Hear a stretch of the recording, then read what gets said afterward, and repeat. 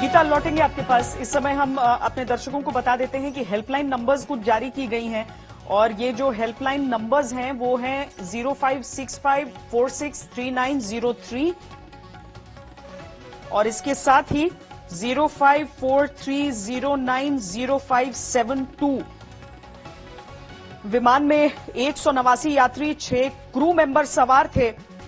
Helpline numbers, अगर आप इस बाबत कोई भी जानकारी हासिल करना चाहते हैं, किसी यात्री के बारे में कोई जानकारी हासिल करना चाहते हैं नाम से, तो ये 2 हेल्पलाइन नंबर्स जारी किए गए हैं सरकार की तरफ से। 0565463903 और 0543090572।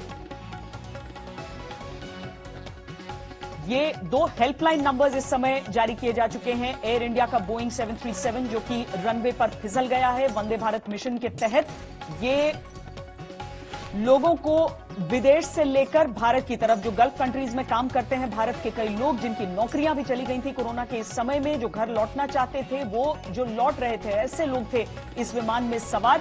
189 यात्री और 6 क्रू मेंबर्स, जिनमें से एक पायलट की बताई जा रही है कि मृत्यु हो गई है। 7:41 पर इसके लैंड करने का समय होता है और लैंडिंग के समय ही यह हादसा हुआ है, चूंकि भारी बारिश हो रही थी और रनवे पर फिसलन के कारण, जो शुरुआती तौर पर बताया जा रहा है, रनवे पर फिसलन के कारण जो विमान था वो ओवरशूट कर गया था अपने रनवे को और इसी कारण, और गीता जैसी की जानकारी दे रही है कि जो उसका सबसे आगे का हिस्सा था वो, उसमें शुरू में आग लगी लेकिन उसे जल्दी से काबू में पाया गया था। और जैसा कि गीता मोहन भी बता रही थी अभी गृह मंत्री ने भी इस पर ट्वीट करके अपनी तरफ से एक्शन लेने की बात कही है कि एनडीआरएफ की टीम को रवाना किया जा रहा है।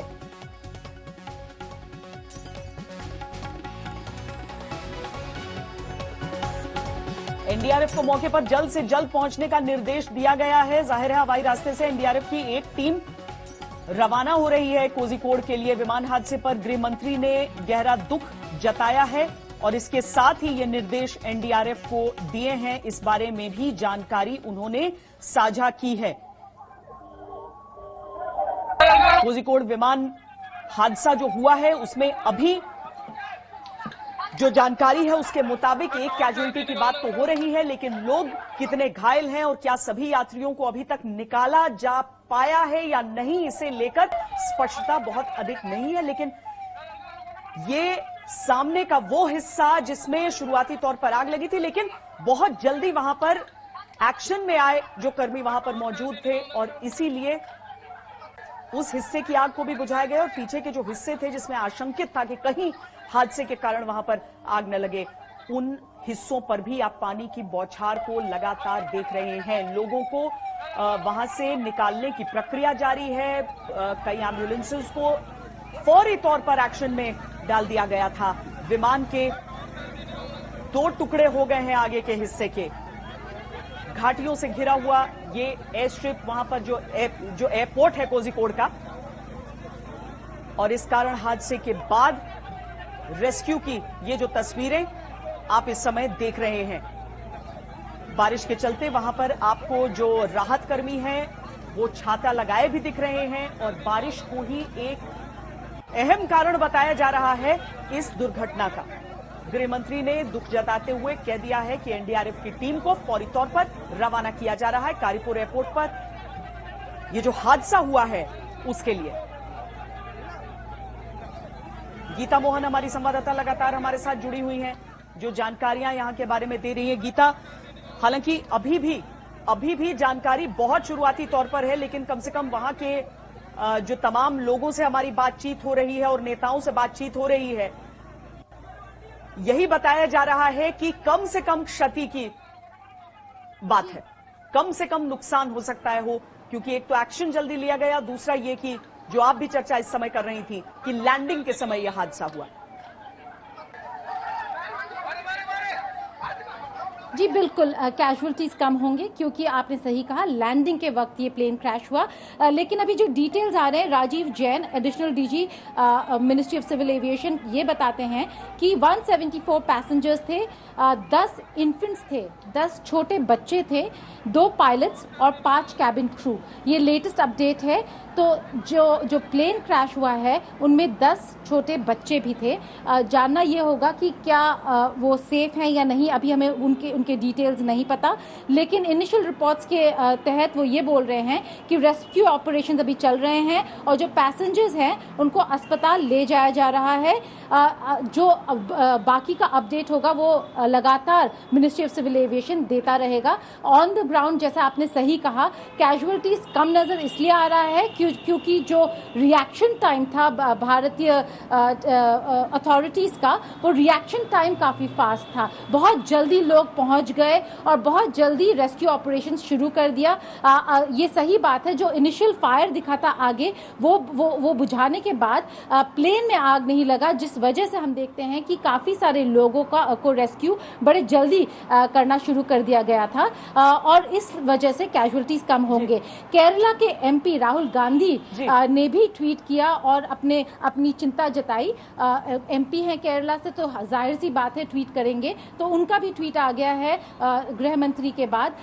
तो ऐसे आप देखेंगे कि काफी सारे लीडर्स हैं, चाहे वो केरला के हो चाहे वो नेशनल लीडर्स हो, काफी सारे मेंबर्स ऑफ पार्लियामेंट और मंत्री जो हैं वो इस पूरे हादसे पर नजर बनाए हुए हैं, जिनका इस हादसे से कोई भी लेना देना है, चाहे वो विदेश मंत्रालय हो, सिविल एविएशन हो या फिर गृह मंत्रालय। जैसे आपने देखा अमित शाह ने कॉल करके एनडीआरएफ को बोला है कि जल्द से जल्द मौके पर पहुंचे और रेस्क्यू ऑपरेशन। इस समय सीआईएसएफ की ओर से राजेश रंजन जी हमारे साथ इस समय सीआईएसएफ डीजी जुड़ रहे हैं, उनसे हम बातचीत कर लेते हैं। राजेश जी, क्या कुछ वहां पर समझ में आ रहा है, क्या कुछ बताया जा रहा है? क्या जो रेस्क्यू ऑपरेशंस, जो लोगों को निकालने का काम है, उस सब में हम देख रहे हैं तस्वीरों में कि सारे लोग आगे बढ़ चढ़कर मदद कर रहे हैं, लेकिन क्या कुछ ऑफिशियली अभी तक पता चल पाया है इस पूरे हादसे के बारे में?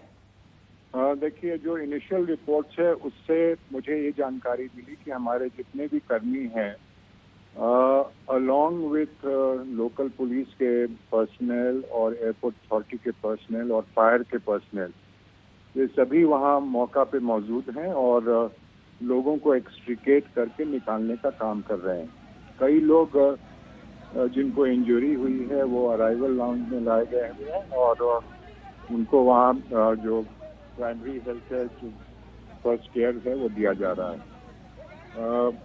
जहाँ तक नंबर ऑफ इंजरीज और कैजुअलिटीज का प्रश्न है, हम लोग अभी कोई भी पर्सनल जो हमारे हैं उनको डिस्टर्ब नहीं कर रहे हैं, बिकॉज अगर हम यहाँ से फोन करते हैं तो जो मेन काम है उससे वो बाधित होगा। तो थोड़ी देर के बाद हमें पूरी जानकारी मिलेगी, बट अभी ऑपरेशन जारी है।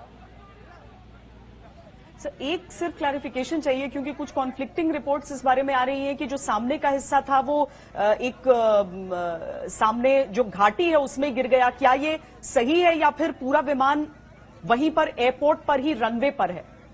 सामने की जो घाटी है वो बहुत ही डीप वैली नहीं है, तो जहां तक इनिशियल रिपोर्ट्स हमारे थे उससे ये पता चल रहा है कि पूरा भाग पूरी खाई में नहीं गिरा है और वो अभी भी एक्सेसिबल है।